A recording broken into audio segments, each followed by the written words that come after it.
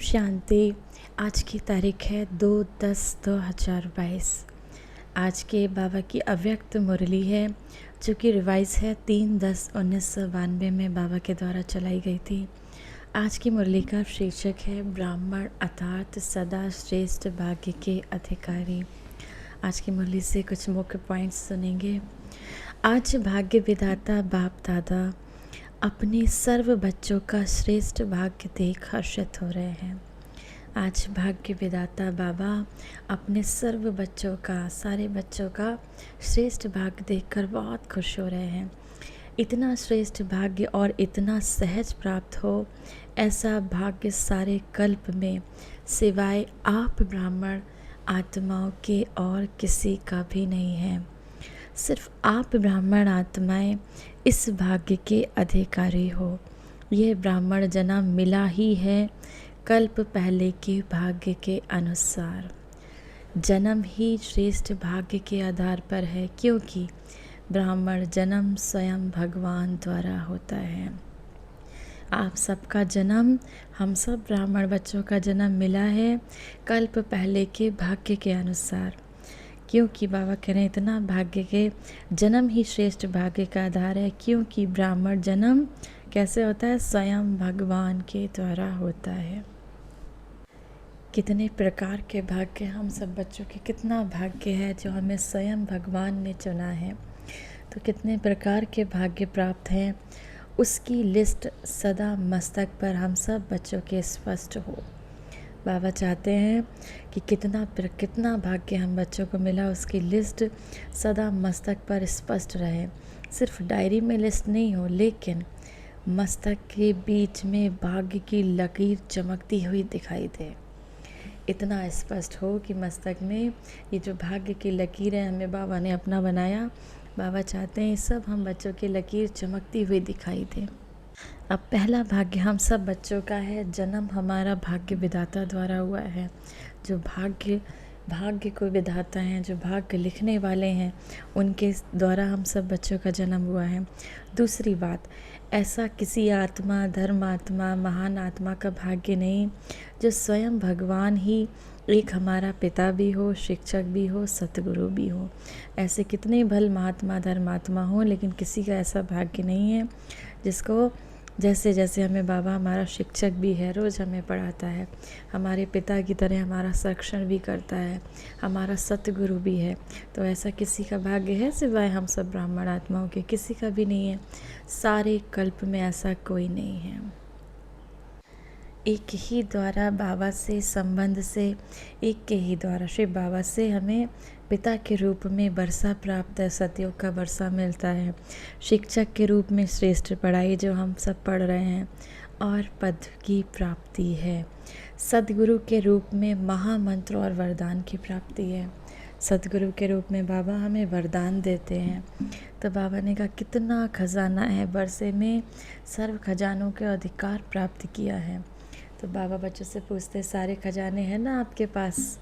वर्षा भी प्राप्त है, पढ़ाई का पद भी प्राप्त है, महामंत्र और वरदान भी प्राप्त है। तो बाबा कहे कितना खजाना आप सब बच्चों को मिल रहा है। बाबा द्वारा वर्षा और श्रेष्ठ पालना भी हम सब बच्चों को मिल रही है। तो परमात्मा पालना, स्वयं परमात्मा के द्वारा पालना मिलना कितनी ऊंची बात है। भक्ति में भी गाते हैं परमात्मा पालनहार है। लेकिन आप भाग्यवान आत्माएं हर कदम परमात्मा पालना के द्वारा ही अनुभव करते हो। अब परमात्मा पालना कैसी? परमात्मा श्रीमत ही पालना है। बाबा की जो श्रीमत हमें मुरलियों के द्वारा मिलती है कि बच्चे क्रोध नहीं करना है, बच्चे स्थिर रहना है, अचल अडोल स्थिति बनानी है, आत्माभिमानी बन के रहना है, ये सब क्या है? ये बाबा के द्वारा हम सब की पालना है। तो बाबा कहें परमात्म श्रीमत ही पालना है। बिना श्रीमत अर्थात परमात्म पालना के एक कदम भी उठा नहीं सकते। ऐसी पालना सबको प्राप्त है। सतयुग में तो ऐसी पालना मिलेगी नहीं, क्योंकि वहाँ तो ज्ञानी ज्ञान है, वहाँ तो बाबा, वहाँ देव आत्माओं की पालना है, अभी परमात्मा पालना है। तो कितना भाग्य है हम सब बच्चों का कि हमारा पालनहार स्वयं भगवान है।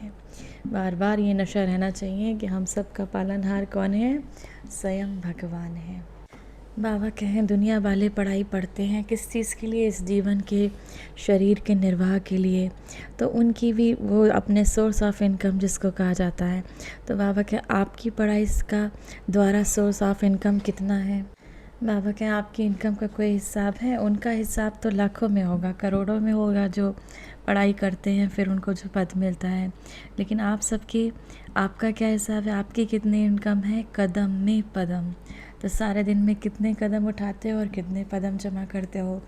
कदम जमा करते हो कैसे, बाबा की श्रीमत के अनुसार कितने कदम उठाते हो और कितने कदम जमा करते हो। इतनी कमाई और किसी की हो नहीं सकती। तो बाबा कहें कितना भाग्यवान आत्माएं हो। सतगुरु द्वारा क्या भाग्य प्राप्त हुआ। तो बाबा कहें पहले तो महामंत्र मिला। कौन सा महामंत्र मिला, सतगुरु का महामंत्र क्या मिला। पहला महामंत्र मिला हम सब बच्चों को, पवित्र बनो योगी बनो। जन्मते ही जैसे ही बाबा के बने वैसे ही ये महामंत्र सतगुरु द्वारा हम सब बच्चों को प्राप्त हुआ कि पवित्र बनो और योगी बनो। योगी जीवन, पवित्र जीवन ही सर्व प्राप्तियों का आधार है, इसीलिए ये चाबी है। अगर पवित्रता नहीं, योगी जीवन नहीं, तो अधिकारी होते हुए भी अधिकार की अनुभूति नहीं कर सकेंगे। अगर जीवन में पवित्रता नहीं है, योगी जीवन नहीं है, तो अधिकारी तो बाबा के बच्चे बन गए तो अधिकारी हो गए माना। तो बाबा के अधिकारी होते हुए भी, क्योंकि अपने पिता का बच्चे पे अधिकार रहता है ना, कि बच्चे कोई मिलेगा जो पिता का है, तो अधिकारी तो बने, बाबा के बच्चे तो बने, लेकिन पवित्र नहीं बने, बाबा के श्रीमत पे नहीं चले। तो बाबा कहें तो अधिकार की अनुभूति नहीं कर सकेंगे। इसीलिए ये महामंत्र सर्व खजानों के अनुभूतियों की चाबी है। वरदानों की लिस्ट तो बहुत लंबी है, कितने वरदान मिले हैं बाबा के द्वारा। इतने वरदानों का भाग्य प्राप्त है जो वरदानों से ही सारी ब्राह्मण जीवन बिता रहे हो और बिता सकते हो। तो कितने भाग्यवान हैं, कितनी लिस्ट है। बाबा कहते हैं कितने वरदान हैं, कितनी लिस्ट है। मालूम है आप सबको, पता है ना कितने वरदान हैं, कितने लिस्ट हैं, कितने भाग्यवान हो। तो बाबा क्या छिपा कर रखा है ये वरदानों का खजाना, या अभी चल कर अंत तक खोलोगे। बहुत काल से भाग्य की अनुभूति करने वाले अंत में भी पदमा पदम भाग्यवान प्रत्यक्ष होंगे। अब नहीं तो अंत नहीं। बाबा कहें जो बहुत काल से अपने भाग्य की अनुभूति करेंगे कि स्वयं हमें परमपिता परमात्मा शिव की पालना मिल रही है, तो बाबा कहें वो अंत में भी पदमा पदम भाग्यवान प्रत्यक्ष होंगे।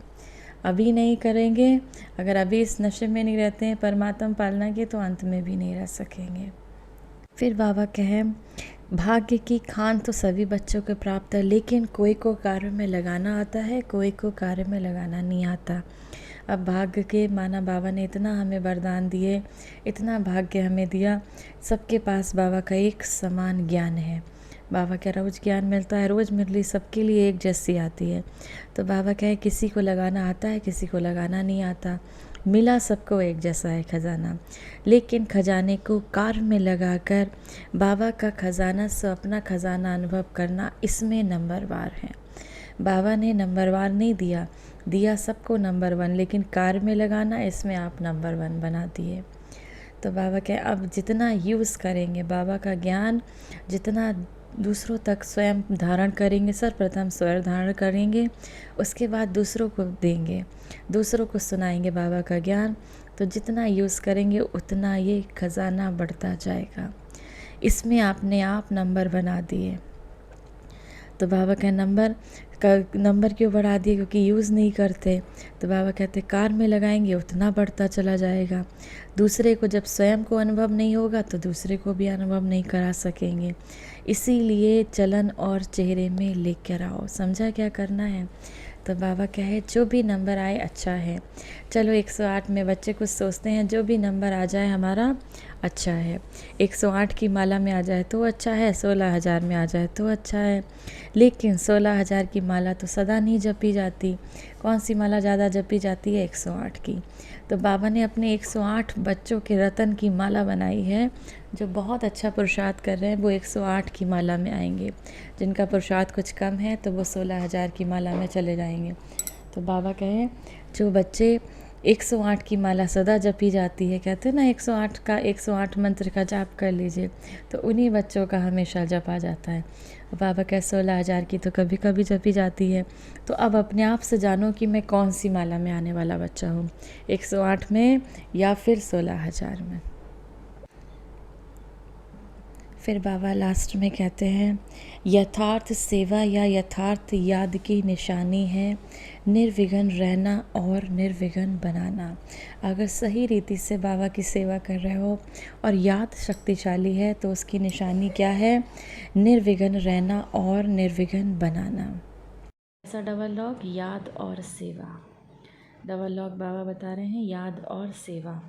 सेवा भी निस्वार्थ सेवा, निस्वार्थ सेवा हो, यही लॉक है। ऐसा नहीं कि सेवा में कोई स्वार्थ समाया हुआ हो, तो बाबा ने कहा निस्वार्थ सेवा हो। याद भी हो तो वह शक्तिशाली हो, ऐसा नहीं साधारण रीति से याद हो। तो बाबा कहें याद भी शक्तिशाली, सेवा भी निस्वार्थ सेवा, तो माया का दरवाज़ा लॉक हो जाएगा, माना माया नहीं आ सकती। इन दो चीज़ों को, ये है माया को ना आने का डबल लॉक। बाबा कहते हैं ये डबल लॉक रखना है। अब आज की मुरली से वरदान है, जिम्मेदारी की स्मृति द्वारा सदा अलर्ट रहने वाले शुभ भावना शुभ कामना संपन्न भव। आप बच्चे प्रकृति और मनुष्य आत्माओं की वृत्ति को परिवर्तन करने के जिम्मेदार हो, लेकिन ये जिम्मेदारी तभी निभा सकेंगे जब आपकी वृत्ति शुभ भावना शुभ कामना से संपन्न, सतो प्रधान और शक्तिशाली होगी। जिम्मेदारी की स्मृति सदा अलर्ट बना देगी। हर आत्मा को मुक्ति, जीवन मुक्ति दिलाना, वर्षे के अधिकारी बनाना, ये सब जिम्मेदारी आप बच्चों की है। इसीलिए कभी अलबेलापन, मना आलस्य न आए। आपके संकल्प साधारण ना चलें, मन में संकल्प चलते रहें, मैं शांत स्वरूप आत्मा हूँ, मैं परम पवित्र आत्मा हूँ, तो आपके वाइब्रेशन से सेवा होती रहेगी। आज की मुरली से स्लोगन है, अपने हर कर्म द्वारा सहारे दाता बाबा को, सहारे दाता शिव बाबा को प्रत्यक्ष करो, तो अनेक आत्माओं को किनारा मिल जाएगा। आपके जो कर्म होंगे, श्रेष्ठ कर्म होंगे, तो वो बाबा को अगर प्रत्यक्ष करेंगे तो लगेगा कि किसका बच्चा है? शिव बाबा का बच्चा है, ब्रह्मा कुमार है, ब्रह्मा कुमारी है। तो बाबा कहें अनेक आत्माओं को किनारा मिल जाएगा। ओम शांति।